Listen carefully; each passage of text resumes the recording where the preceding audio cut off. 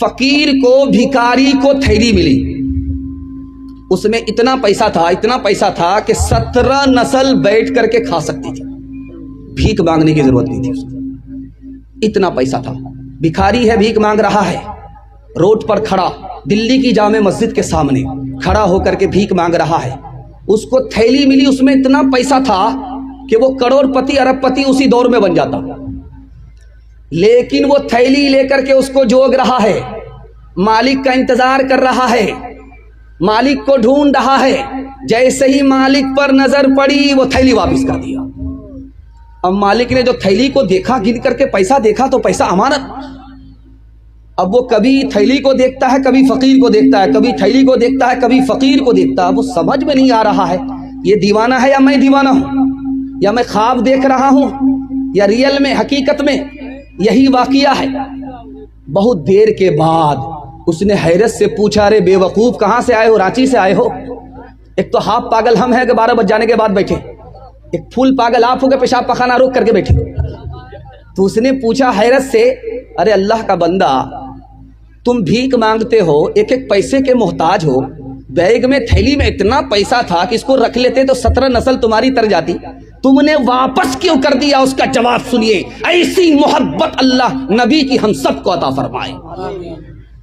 उसने कहा, मैंने इसलिए वापस किया कि तुम ईसाई हो, तुम्हारे नबी हजरत ईसा है, मैं नबी का उम्मती हूं, मेरे नबी मोहम्मद है।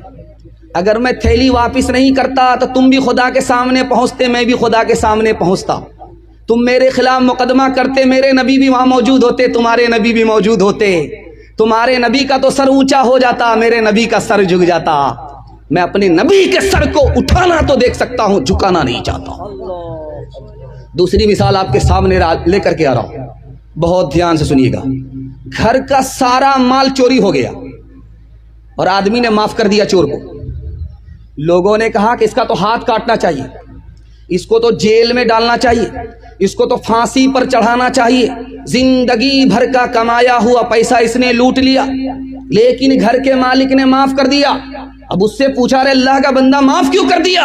ये तो आदमी माफी के लायक नहीं था, तुमने इसको क्यों माफ कर दिया? उसका जवाब सुनिए। अल्लाह ऐसा इश्क सबको नबी से अता फरमाए। उसने कहा कि मैंने इसलिए माफ कर दिया, अगर मैं माफ नहीं करता तो इसका झगड़ा मेरा झगड़ा खुदा की अदालत में पेश होता, और जितनी देर झगड़ा हल नहीं होता उतनी देर हमारे नबी को जन्नत से बाहर खड़ा रहना पड़ता। मैं अपने नबी को जन्नत के अंदर देखना चाहता हूं, बाहर खड़ा देखना नहीं चाहता। दो मिसाल है, पैगाम खत्म कर रहा हूं। इंशाअल्लाह बीवी से पूछ करके दाढ़ी रखेंगे, हाथ उठाइए, इंशाअल्लाह बिल्कुल सही जा रहा। जरा ध्यान रखिएगा, कबूलियत की घड़ी है, अब दुआ होने वाली है। दुआ कीजिए, अल्लाह हम सब की दुआ को कबूल फरमाए और जलसे को अल्लाह कबूल फरमाए, मदरसे को अल्लाह अपने खजाने गैब से चलाए, उसकी ज़रूरत को पूरी फरमाए। ध्यान से सुनिएगा। रात के सन्नाटे में शाह अब्दुल कादिर जिलानी रहमतुल्लाह अलैह दुआ कर रहे हैं, मेरे परवरदिगार, मेरा हिसाब लेना तो मुझे अंधा खड़ा करना। शागिर्द जो सुन रहा था उसने कहा, हुजूर, सब लोग खुदा के सामने उसके दीदार के लिए आंख की दुआ करते हैं, बिनाई की दुआ करते हैं, और आप दुआ करते हैं कि मेरे परवरदिगार हिसाब लेना तो मुझे अंधा खड़ा करना। बात क्या है? अल्लामा इकबाल ने कहा, मेरे परवरदिगार, मेरा चादर के नीचे हिसाब लेना, सबके सामने हिसाब मत लेना। शागिर्द ने पूछा कि बात क्या है? सबके सामने हिसाब देने से आपको डर क्यों लगता है? कहा कि जब हमारे नबी वहां सामने खड़े होंगे, नबी हमको देखेंगे, हमारा गुनाह लिखा जाएगा, पुकारा जाएगा, तो हमारे नबी का सर झुक जाएगा। ऐ मेरे परवरदिगार, इसलिए मुझे अंधा खड़ा कर देना ताकि मैं अपने नबी को शर्मिंदा ना देखूं। अभी हालत क्या है सुन करके आपको हैरत होगी। बच्चा पैदा हुआ, खतना करने का वक्त आया, तब नबी याद आते। बेटा जवान हुआ, निकाह करने के वक्त में नबी याद आते। बस्ती में जनाजा उठा, दफन करने के वक्त में नबी याद आते। उसके बाद जिंदगी भर के लिए अपने नबी को भूल जाते। 3 वक्त में नबी याद आते। اب اس سے بڑھ کر کے مطالعہ آپ کی خدمت میں لے کر کے آ رہا ہوں. ترکی میں ایک مسجد ہے, اس مسجد میں امام آتا ہے نماز پڑھانے کے لیے تو ممبر پر ڈپلیکیٹ داڑھی رکھی ہوئی ہوتی ہے, ڈپلیکیٹ داڑھی رکھی ہوئی ہوتی ہے اور پگڑی رکھی ہوئی ہوتی ہے, لمبا کرتا رکھا ہوا ہوتا ہے. اب وہ جو امام آتا ہے وہ سفاچٹ ہوتا ہے, اس کا چہرہ فٹ بال کا میدان ہے, بالکل سفاچٹ ہے. جب وہ آتا ہے نماز پڑھانے کے لیے تو سب سے پہلا کام کیا کرتا ہے, وہ کوٹ پتلون پر جبہ پہنتا ہے, اس کے بعد پگڑی ڈالتا ہے, وہ جو ڈپلیکیٹ داڑھی رکھی ہوئی ہوتی ہے اس کو لگاتا ہے. اب یہ ڈپلیکیٹ امام نماز پڑھا رہا ہے, مقتدی کی نماز کا کیا حال ہوگا؟ نبی کی سنت کا تماشا ہم کریں گے, اللہ پوری دنیا میں ہماری آبرو کا تماشا کر دے گا انشاءاللہ. نبی کا نام آگے ہوگا, کام پیچھے ہوگا, ہاتھ اٹھائیے. خیر ماشاءاللہ, جب اسٹیج کے لوگ پھسل رہے ہیں تو نیچے کے لوگ اگر پھسل جائیں تو کوئی بات نہیں ہے. ہر ایک کام تیرا بڑوں سے جدا ہے, تو پابند قرآن, وہ پابند قرآن, تو زر پہ فدا ہے. ہنود و نصارا کا کیوں تھوک چاٹا, کہ مونچ تو لمبی ہے داڑھی کو کاٹا.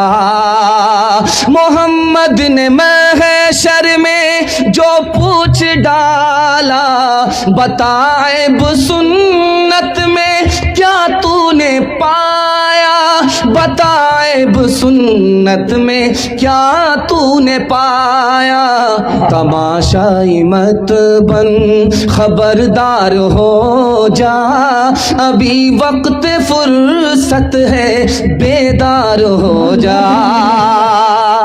یہ بچہ اٹھ کر کے ابھی وہ مالا میرے گلے میں پہنا رہا تھا, یہ سوچ رہا تھا کہ بچے کا گلا ہے جلدی سے آ جائے گا, یہ جوان کا گلا ہے اتنی جلدی نہیں اترے گا. دھیان سے رکھیے گا, جلسہ چل رہا تھا, مشاعرہ ہو رہا تھا.